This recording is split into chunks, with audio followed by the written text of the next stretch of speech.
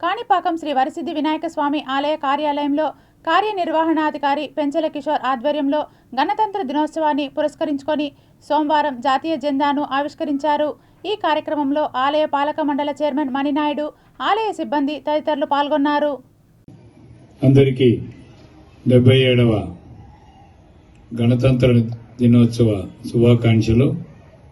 మీరందరూ కూడా ఈరోజు ఎందరో త్యాగదనుల ఫలితంతో ఈరోజు మన రాజ్యాంగాన్ని సృష్టించుకోవడం జరిగింది। దీనికి ఎంతో త్యాగదనులకు వారికి అందరినీ కూడా స్మరించుకుంటూ ఈరోజు చాలా శుభదినం।